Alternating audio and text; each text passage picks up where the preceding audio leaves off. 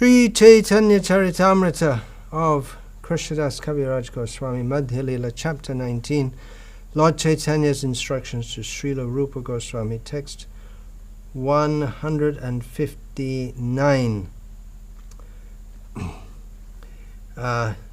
Fairly well-known verse among those who are serious students of Chaitanya Charitamrita, especially in Bengal.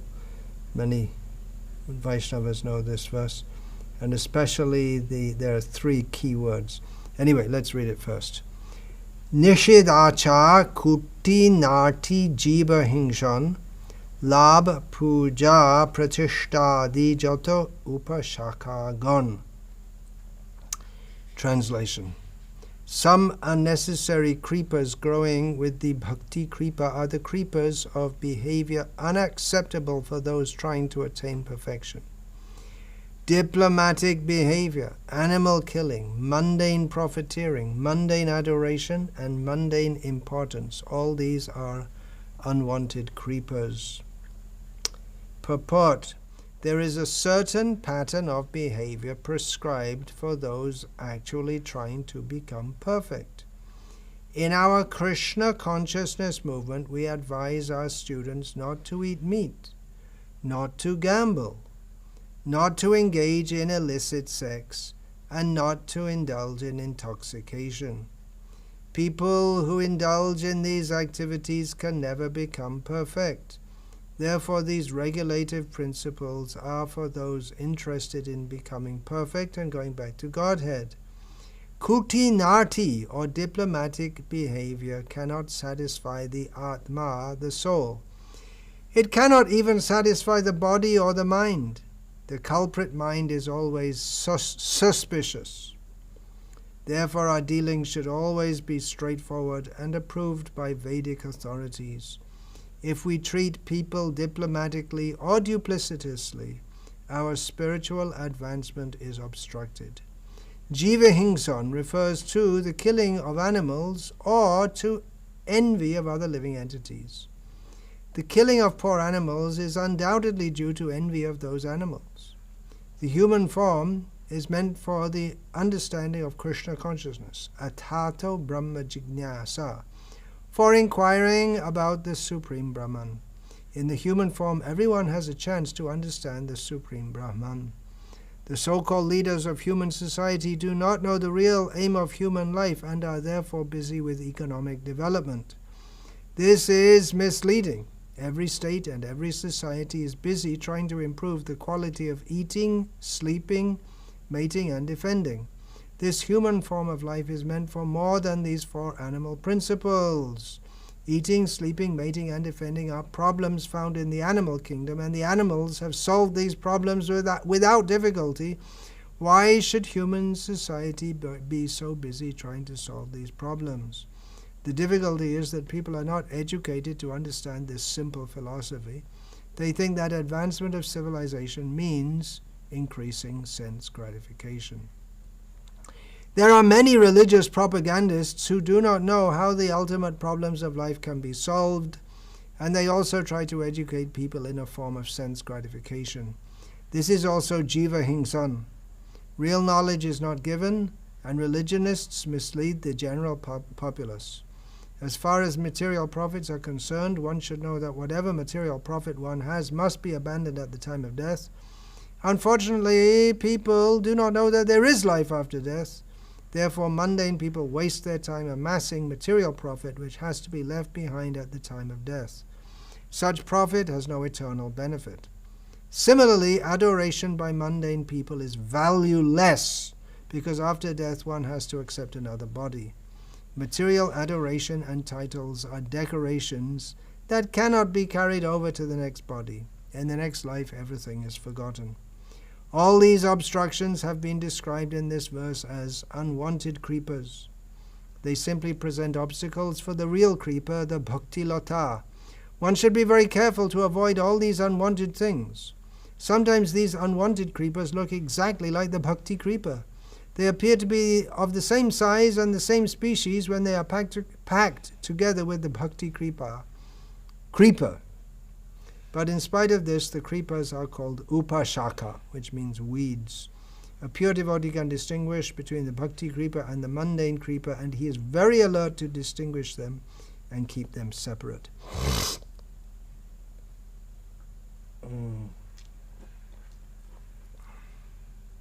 Nishidacha, kutinati, nishidacha, let's try again. Nishidacha, kutinati, jibahingshan, lab, puja, pratishtadi, jato upashakagan. Some unnecessary creepers growing with the bhakti creeper are the creepers of behavior unacceptable for those trying to attain perfection. Diplomatic behavior, animal killing, mundane profiteering, mundane adoration, and mundane importance, all these are unwanted creepers. Yeah, so as I was saying, this verse, especially these three words, Labh, Puja, Pratishta, are well known among serious students of Chaitanya Charitamrita, especially in Bengal. These three very dangerous things. It's not so pleasant to talk about these things. Chaitanya Mahaprabhu is saying it. Chaitanya Mahaprabhu said, Ki kaj shanyasha mo prema nijadhan. What have I got to do with anything material, even renouncing the world as a sannyasi? My real wealth of my life is Krishna Prem. So it's unfortunate we have to discuss these things, but Chaitanya Mahaprabhu also discussed these things. He's instructing Rupa Goswami, and via Rupa Goswami, Chaitanya Mahaprabhu instructs the whole world, ultimately to the point of understanding himself, Chaitanya Mahaprabhu. Rupa Goswami is the one who revealed to the world Chaitanya Mahaprabhu's inner feelings as Radha pining for Krishna. So this is the zenith of spiritual understanding. But we're not at the zenith, and Chaitanya Mahaprabhu came to lift us up from that. He gave the chanting of the holy names, but he also gave so many instructions so that we can come out of the wicked mentality by which we are ensconced in this material birth and death cycle.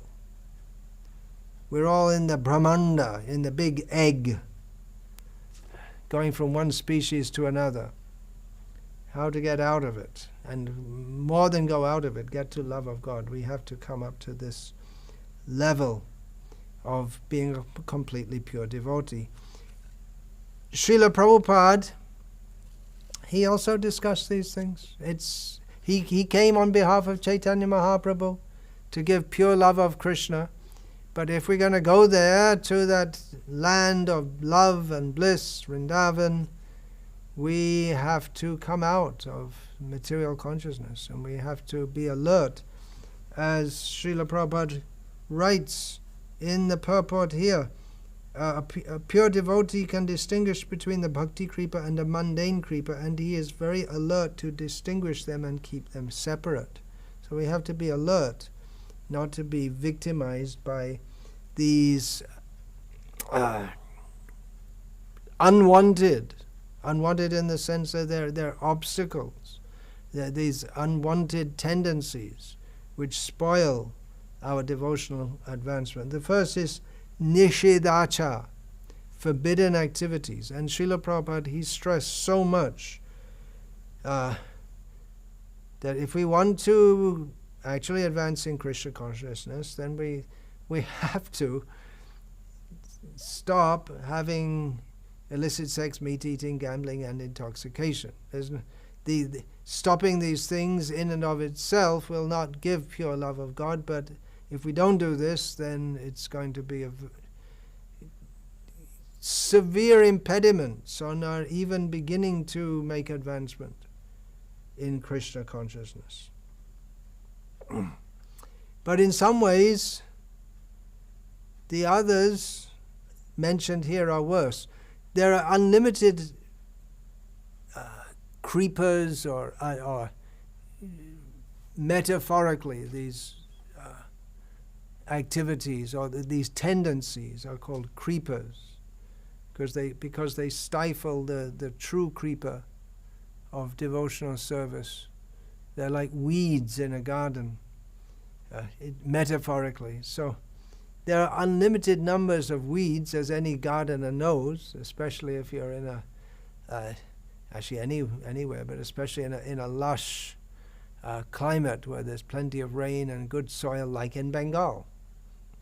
And so many things just grow up, even without cultivating. So many things, edible and things, and inedible and poisonous things, also grow up. Nishidacha, tendency toward illicit sex, intoxication. That can be from weakness, not that one is deliberately trying to mislead others, as is there in kutinati. Kutniti means diplomacy. That's what the meat eating, gambling, intoxication, illicit sex. These are wicked tendencies, no doubt, but this tendency to be diplomatic, behaving with people in a way to mislead them and take advantage of them. That's really wicked mentality. If one is sinful, that is one thing. That is wrong, no doubt. But if one is diplomatic in behavior, showing oneself to be very nice, actually you want to take advantage of someone, especially when it's done in relation to devotees. If someone's supposed to be a devotee and they behave diplomatic with another to take personal advantage for some sense gratification, then that becomes an offense to that devotee. Jiva hingsa is also very bad. That's the straightforward, obvious meaning of that is violence to animals and humans, killing animals, which is rampant in the what Srila Prabhupada called the devilish culture. But Bhaktisiddhanta Saraswati Thakur defined that as not preaching Krishna consciousness. Even we have the knowledge of Krishna consciousness, but we don't do so. In this regard, the three sentences in this purport are very pertinent to our devotees who have been trained in Krishna consciousness and who know the philosophy of Krishna consciousness and are supposed to be preaching Krishna consciousness, but they hide Krishna. They keep Krishna in the background, or they don't mention him at all, and they present themselves as life coaches or helping people to get off drugs and telling sentimental stories, and but no Krishna. So three sentences from this purport are very pertinent in this regard. Srila Prabhupada writes, there are many religious propagandists who do not know how the ultimate problems of life can be solved. But here we have religious propagandists who do know. But Srila Prabhupada writes, there are many religious propagandists who do not know how the ultimate problems of life can be solved, and they also try to educate people in a form of sense gratification. So what to speak of people who do know, and they still try to educate people in a form of sense gratification. This is also jiva hingsan. Real knowledge is not given. Real knowledge is not given, and religionists mislead the general populace. You know, if you're talking about we're helping the poor, we're helping the people, the eye camps, and you have to give us money because we're feeding the poor, and we're feeding the school children, including the contract with the government of Orissa to supply them eggs. This is all going on in the name of Srila Prabhupada, believe it or not. Then it's misleading the general populace very seriously, because maybe more seriously than those who are just open, plain Mayavadis. Anyway, that's just one of the weeds that can grow up in the name of devotional service. Kutinati, diplomatic behavior, is also very much mixed with labha puja pratishtadi jato upashaka, the desire for material gain, to be lauded by others. Oh, such a great saintly person, such a great guru, oh, how wonderful. Or to have some position, GBC, big shot, senior devotee, desires to be known, or my name should go down in history as a great acharya. So I better make a big show while I'm here. I should have a bigger samadhi than others to show I'm a bigger devotee. So when one cultivates labh, the desires for monetary gain, position, adoration, when one cultivates these desires while doing devotional service, then there will be kutinati, diplomatic behavior, making a show of devotional service for ulterior purposes. This is all this kutinati, is this diplomatic, duplicitous behavior, is the opposite of sharalata, simplicity, which Bhaktisiddhanta Saraswati Thakur says is the core characteristic of a Vaishnava. If there is simplicity, where the attitude, we're all here to serve Krishna, so let's do that, and then there's love and trust is fostered. The very basis, what to speak of Krishna consciousness, even varnashram, it can be done formally with rules and regulations, but there's at least a trust is there, that everyone has their duty to perform, everyone does that, their dharma they execute. So that's the basis of varnashram society, the basic trust that everyone's doing their duty. And then when we come together as Vaishnavas, in Vaishnava society, it's not just trust, but love. If there's no love and trust in Vaishnava society, it's not really Vaishnava society at all.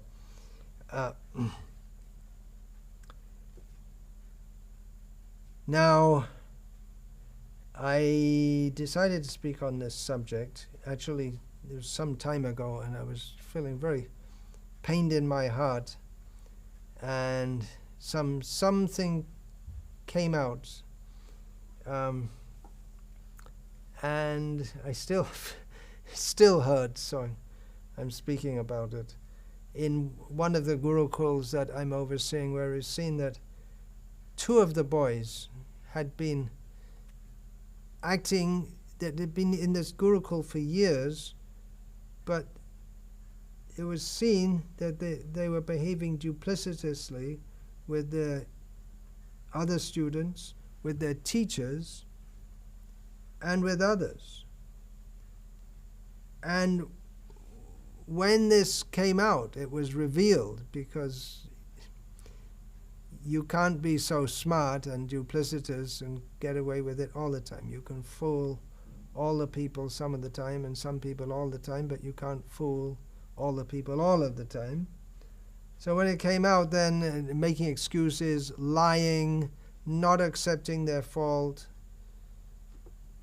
shifting the blame by lying and trying to say actually someone else is at fault. There's no need to go into all the details. I didn't even get into all the details because it was so unpalatable. But what is happening here? These are young boys. They're not very old. They may say, well, there's innocent boys, but that's the point. They're not so innocent. There's no respect for their teachers, that they can lie to their teachers like that. No gratitude for all that's been done for them. It speaks of a total lack of sincerity. So they were exposed. It's not that we didn't pillory them, but necessarily all the points came out, and then they just left. called their parents and left. They didn't want to accept and be rectified. But it's good that we did bring it out, because if you let people get away with things, they get worse. It becomes completely internalized, and they think I'm manipulating these people this way and that way, and they take it as their sthai bhav, or their right. It's their position in life to manipulate others and take advantage of them, and then there develops, which had developed in these boys, some egoism by which they think I am better than others because I'm very smart and I'm controlling the situation here by playing off one person against another, manipulating, and it's the seeds of psychopathy in what are basically children, teenagers, older teenagers, but they've been with us since they were children, and not admitting any wrong on their part. It's very hard to overcome once it becomes deep-seated. It's deluding oneself and others. It's difficult to overcome because the whole of material existence is deluding oneself as to one's actual identity, trying to enjoy this material world by all means possible, and trying to take advantage of others. And during my 40-something years attempting to practice Krishna consciousness, we see within Vaishnava society, which is basically the best. Vaishnavas are the best people. They're really trying to surrender to Krishna. But there are some people who somehow or other enter Vaishnava society. Bhaktivinoda Thakur calls them Kali Chalas. People who look like Vaishnavas. They've learned how to act as Vaishnavas, but actually they're disciples of Kali Yuga. They have different motives.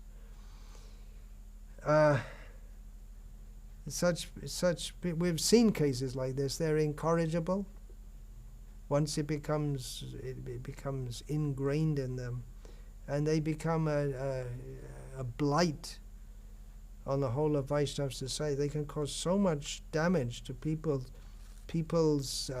devotional advancement, because people come into Vaishnava society trusting others, and they take advantage of that trust and mislead them, and they may turn others against the very Vaishnavas who are trying to help others and make politics. And this kind of talk I've made several times before, but it doesn't have any effect on those who are the psychopathic types. Usually those who are sincere, they start to think, oh, I'm doing something wrong. The ones who are not seriously on the wrong path, they're the ones who take this kind of talk seriously and think, oh, I have to really try and purify myself. And those who are in this kind of mentality, they never listen to anything anyway. They might have made a show of sitting in talks. They might have even given some talks themselves. But they never heard anything. All they can hear is their own egoism pounding away from within this, in their skulls. It was surprising, I must say, after so many years. I've seen, anyone who's been around this long has seen such types, but it's quite surprising to see in such young boys how they can be so cunning. And then I was wondering, how can they be so cunning? They're quite smart, actually. They got away with it for some time. And they're nothing super serious. I mean, they're not like they were plotting to blow up the Houses of Parliament or something like that. It might seem that we're overreacting, but you can see the tendency of just trying to manipulate others and not being properly respectful and all this. And very pronouncedly, it's not just some mild thing. So I wonder, how can they have such tendencies at such a young age, and especially they haven't been trained like that. It's that they're not going to Shanda and Amarka's Gurukul, where they're trained to be diplomatic and cunning. And then you think, well, what about the fox? The fox is known as a sly fox, cunning fox. They have that ingrained tendency to be able to mislead others, the fox. They have that from a previous birth. They must have been such people in a previous birth. People get certain tendencies ingrained in them. It's a carryover from a previous life. Now, of course, in our Gurukul, we want to reform others, but usually most of the children who are in the Gurukul are sent by their parents, and the parents may be better than the children. The parents desire well for their children, or the parents themselves might have some tendencies like that also. It's all very complex. Gahana karmano gatihi. It's very difficult to exactly ascertain exactly why someone has such a mentality from their previous lives and from this life.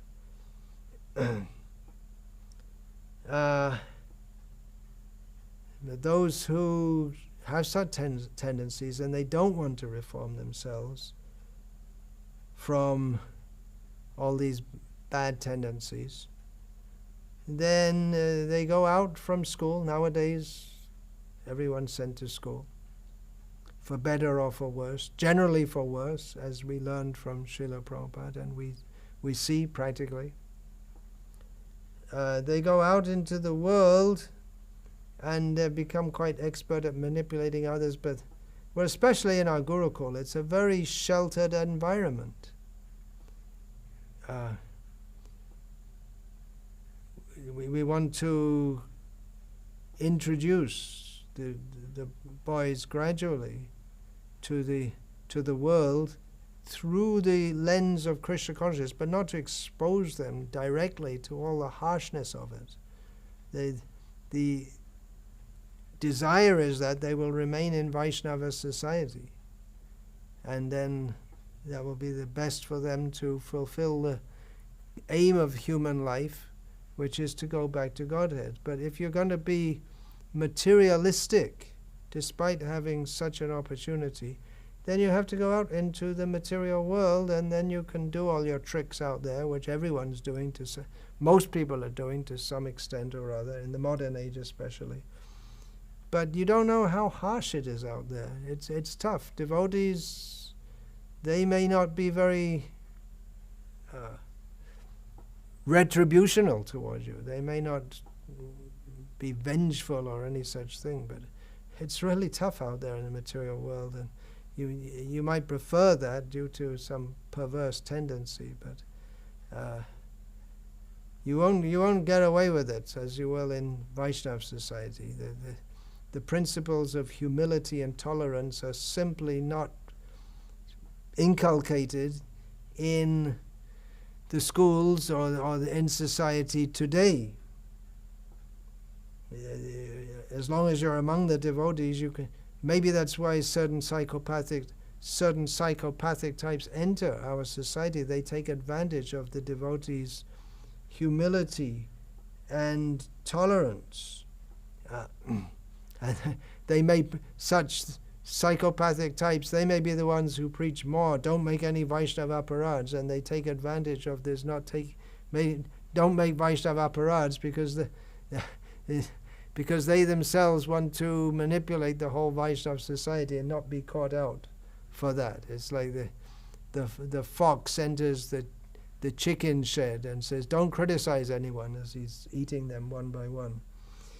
So psychopathic types, they can take advantage of devotees' tolerance, but the devotees, their tolerance should be not foolish tolerance, and they shouldn't let others enter, or when they're detected, because after all such people are duplicitous, So when they're detected, they shouldn't be allowed to stay or shouldn't be allowed to continue with their nefarious schemes.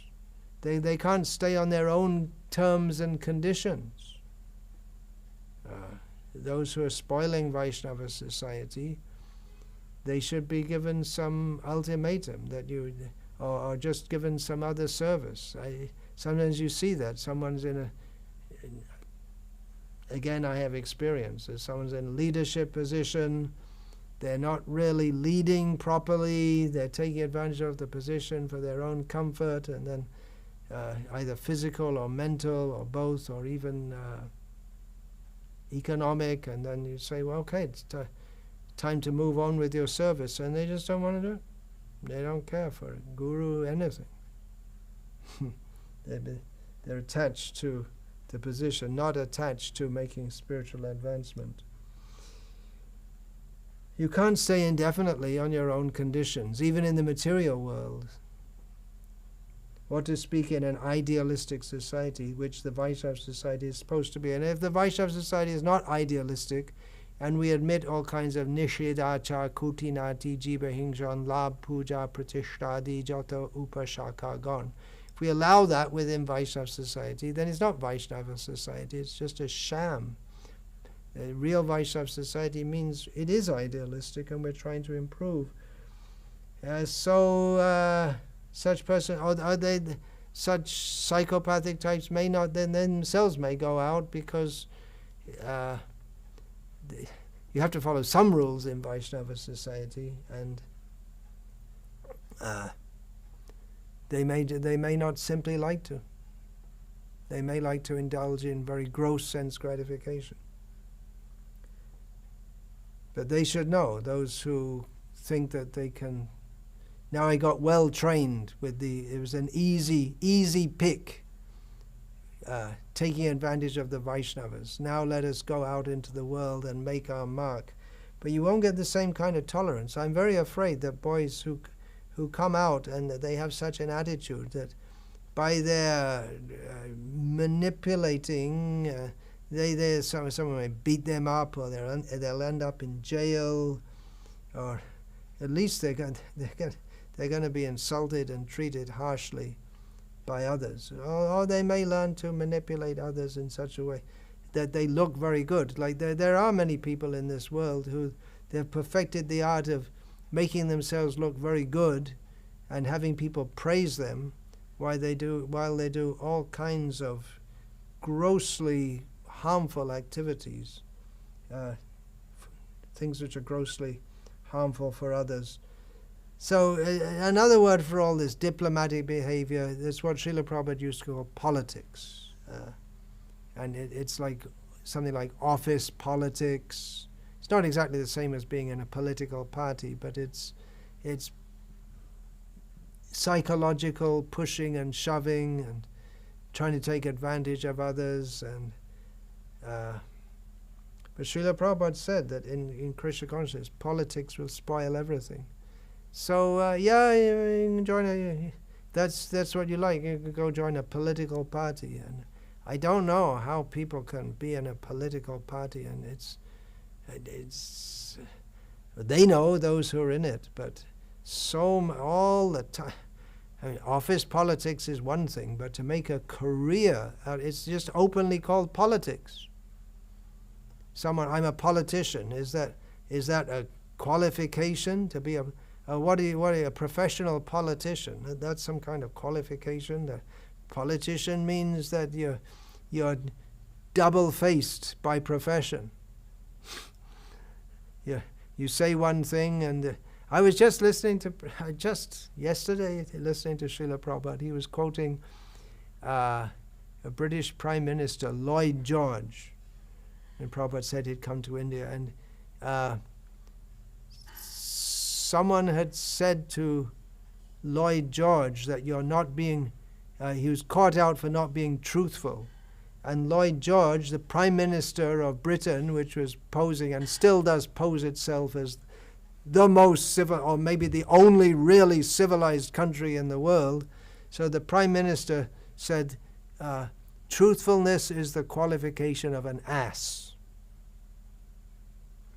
Prabhupada cited that, and these are the politicians who are leading the world.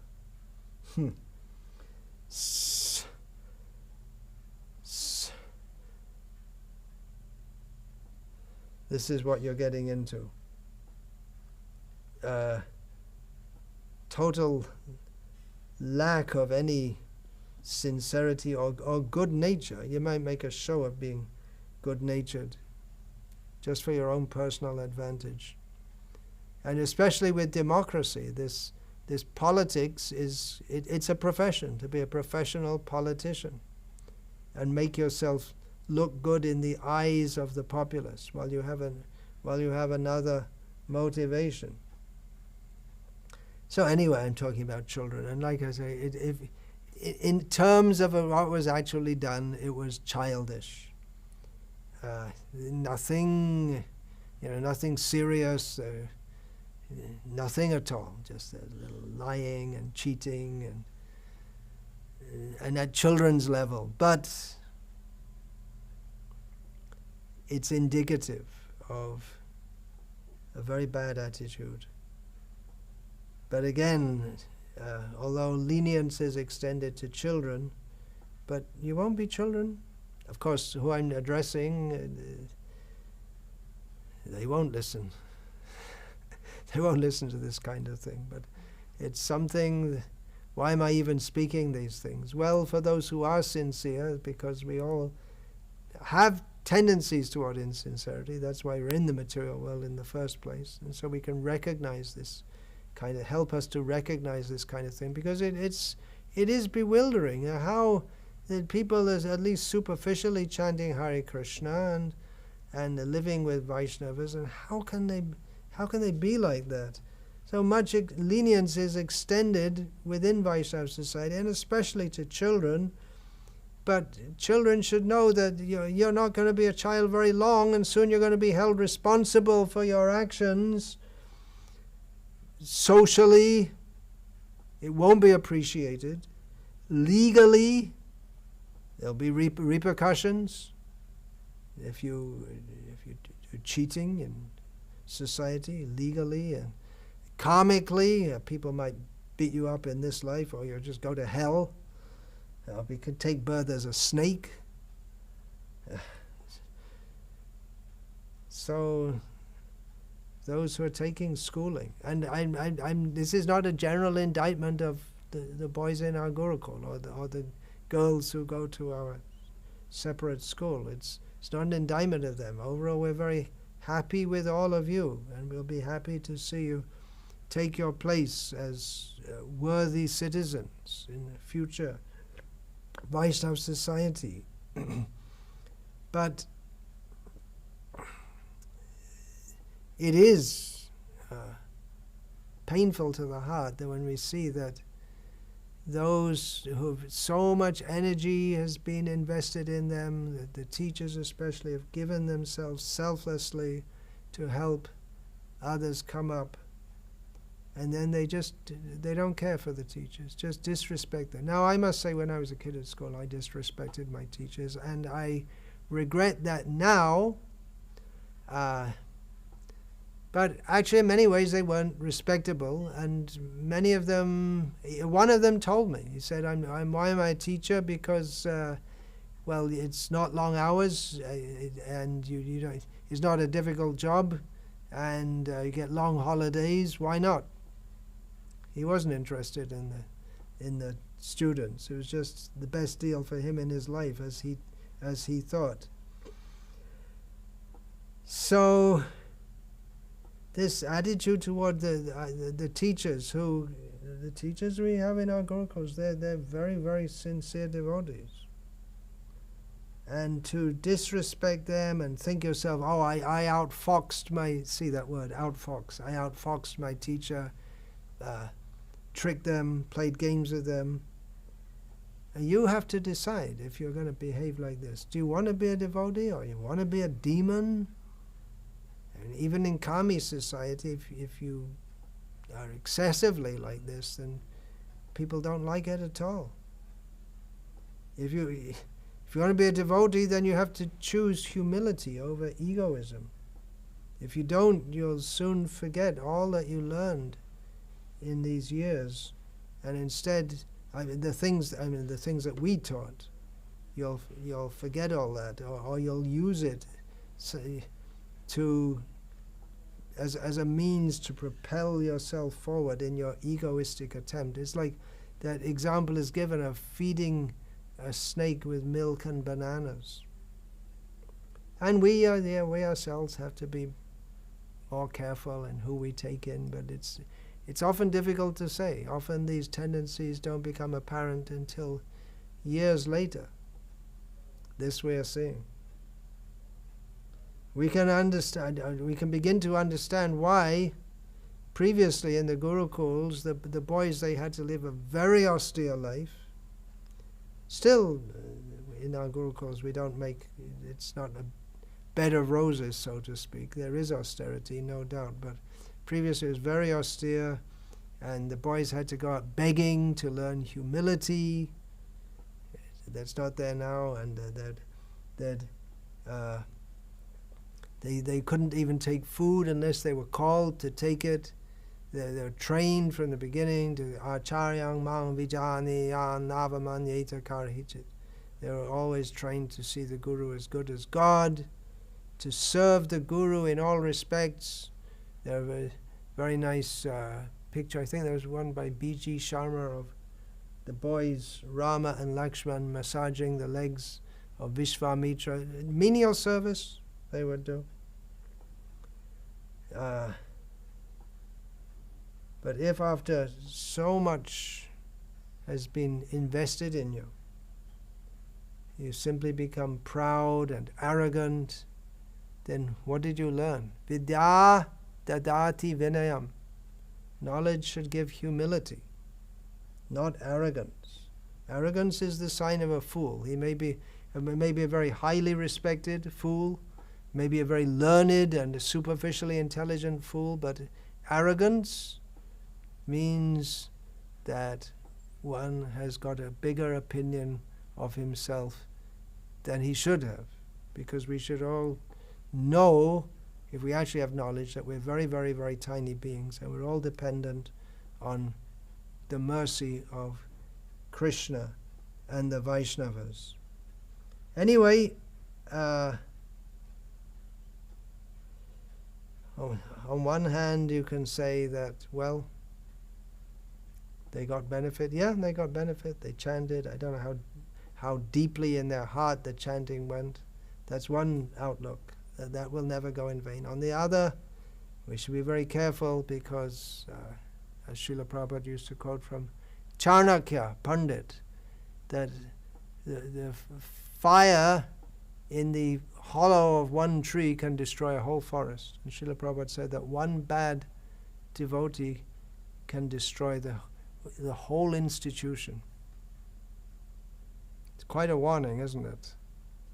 One pure devotee, ekas chandras tamohanti, kimnatara sahasrashaha. One pure devotee, just like one moon illuminates the whole sky, whereas so many stars can't do that. So let us try to be moons of Srila Prabhupada, and let us try for that. That when people think of us, that when Krishna thinks of us, when Prabhupada sees us, he'll see here's someone who's tried to be one of my moons, and not one of those latent fires which can destroy everything. So yeah, it's not such happy discussion, but Chaitanya Mahaprabhu, who said, Prema Nijadhan, my real wealth is prem, love of Krishna, he also spoke about such things. So we also have to do so from time to time. Hare Krishna, vancha kalpatarubhyascha kripa sindhubhya patitanam pavanebhyo vaishnavebhyo namo namaha. Dante nidhaya churnakang padayo nipatya Kridvacha kakushatameta bravimi. Hey sadava sakala eva vihaya duranga ranga chandra charne kuruta.